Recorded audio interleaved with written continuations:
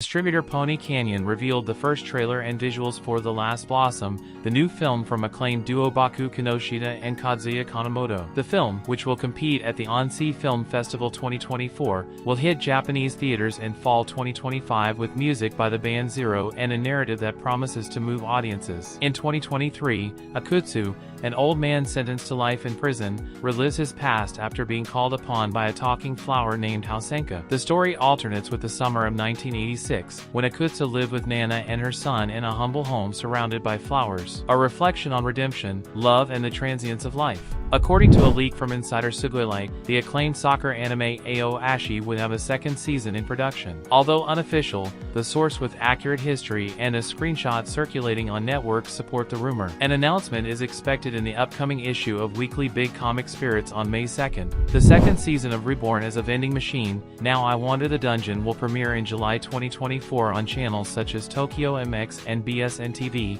the anime's official site revealed. The series, produced by Studio Gokumi and Asahi Z, will feature a new director, Takashi Yamamoto, replacing Noriaki Akitaya, while retaining screenwriter Tatsuya Takahashi and character designer Naoki Yamauchi. MAPPA and Contrail Studios joined forces to create Kikaseed Hashiai Kimi no Kodo, an animated short that addresses the reality of young caregivers in Japan. The work follows Yuma, a boy who discovers the responsibilities of his friend Kenta, who takes care of his family and home, sacrificing his childhood. The short film seeks to foster empathy and dialogue about hidden realities. In addition, the Higashi Library in Nakano will exhibit storyboards and designs from the project through June 26, delving into its creative process. Coffee's Manga One Dance is coming to the small screen in October 2025, produced by Madhouse and Cyclone Graphics. The first visual teaser shows Wanda in full dance mode, capturing the energy that grips protagonist Kaboku Kotani, a young man with a stutter who finds his voice through street dance. Kaboku, a student struggling to communicate, discovers his passion by watching Wanda,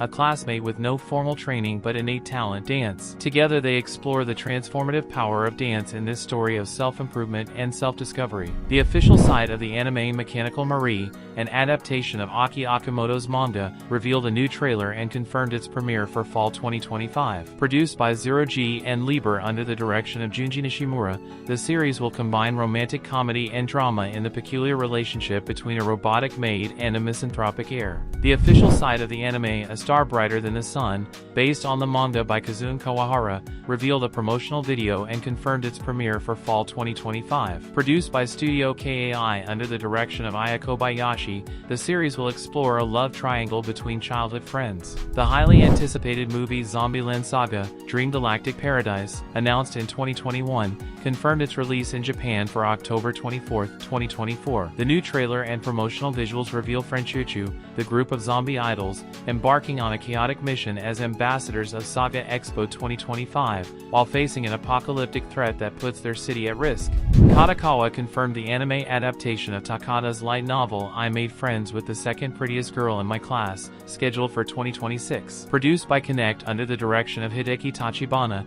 the series will explore a story of intimate friendship and everyday moments between two teenage outcasts. Las Novelas Ligeras de Nazuna Miki, the villager who was abandoned, was picked up by an aristocrat and awakened a legendary divine skill, confirm Aaron Su adaptation al anime tras un anuncio initial en 2023. Aunque sin fecha de estreno, el comunicado reveló el equipo de producción, Mateo, un aldino abandonado, es adoptado por el aristocrata Lawrence y descubre poser poderes mágicos legendarios. Mit seinen Fähigkeiten, Drachen zu beherrschen, wie sang de Farten Eva, und Uralt Espen zu pflegen, Word zum Liebling de Kaisers, der Ein Enskiden Geheimnis Verbert. Die Geschichte ist ein Mischung aus epischer Fantasy, persönlichem Wachstum und einem Hodge von politischer Intrige. Einem Leak de bekannten Users Sugoi ist zu entnehmen, das Yusuf Kane das Manga The Classroom of a Black Cat and a which ein Anime Adaption erhalten Word, die Voraussichtlich im Jahr 2026 in Japan Premiere Haben Word. Obwohl es Kane offiziell Bestätigung gibt, gilt die Kell als sehr glaubwürdig,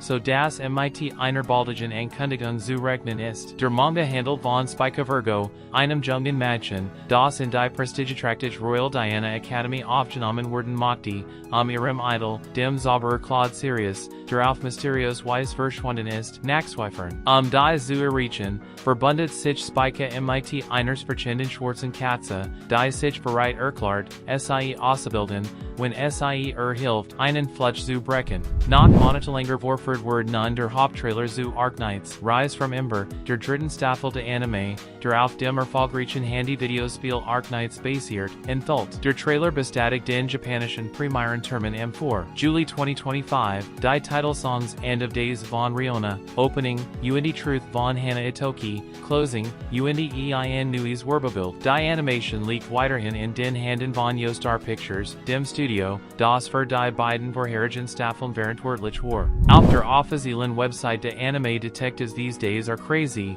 der auf dem Manga von Masakuni Igarashi basiert, wurde das Hauptwerbevideo veröffentlicht, in dem ein Erscheinungsdatum im Juli 2025 bestätigt wird. Das Video enthält ein Vorschau auf den Eröffnungssuffer von Taiku Okazaki. MIT einer Mischung aus Comedy, Mystery und Generationsdynamic verspricht dieses Projekt ein der animierten Überraschungen den nächsten Sommers zu werden. Machen Sie sich bereit für Lacher und unmodlich Fall. Das Cover den neuesten Mangabands von Rollover and Die, I Will Fight for an Ordinary Life with My Love and Cursed Sword, bestätigt, dass die Kiki Light Novels ein Anime-Adaptation erhalten werden. Obwohl die offizielle Ankündigung, die für nächste Woche erwartet wird, nach aussteht, weicht die Nachricht bereits Vorfahrt auf die düstere und fesseln Handlung. Die Geschichte handelt von Flume Apricot, einem jungen Mädchen, das von ihrer Heldengruppe als Nutzlos entgessen und von dem Weißen Gene in Tage und die Sklaverei verkauft wird. Am Rande Tod schwingt Flume ein Verflex Schwert, das ein Verborgen macht weicht und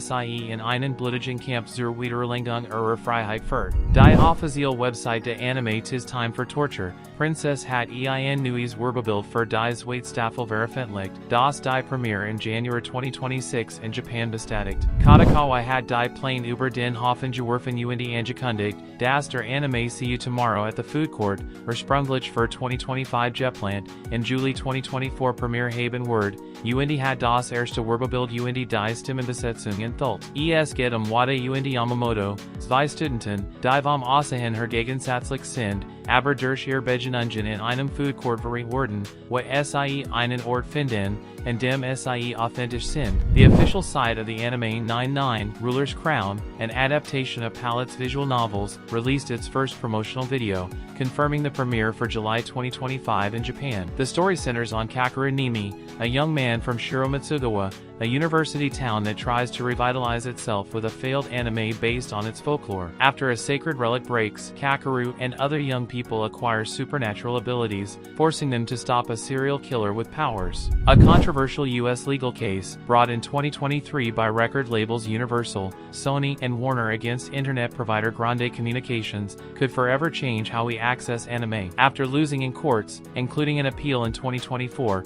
Grande was fined $46 million for failing to disconnect users reported for piracy, even after thousands of alerts since 2010. The ruling sets a dangerous precedent. If applied to anime, ISPs, providers, would be required to cut your connection after 2 reports of piracy, without trial or investigation. This would affect millions of fans who use unofficial sites due to lack of legal access in their region, delays in simulcasts or censorship on platforms like Crunchyroll. One late-night download of Frieren or The Dangers in My Heart is enough to get you banned from the internet. How do you prove your innocence? What happens if you use public Wi-Fi? Will you be banned for life? The case exposes the tension between copyright and global access to culture. For many, pirate sites are the only way to view works without official distribution. If the Supreme Court endorses this model, watching a pirated episode could cost you more than just remorse, your access to the network. Are we facing the end of an era? That's all for today. Which of these news stories surprised you the most? Leave us your opinion in the comments, and if you have any news you'd like us to cover, let us know. Don't forget to subscribe and turn on the little bell so YouTube will notify you when we upload new videos. Thanks for joining us, and remember, every week we have more of the best anime for you. See you in the next video. Bye.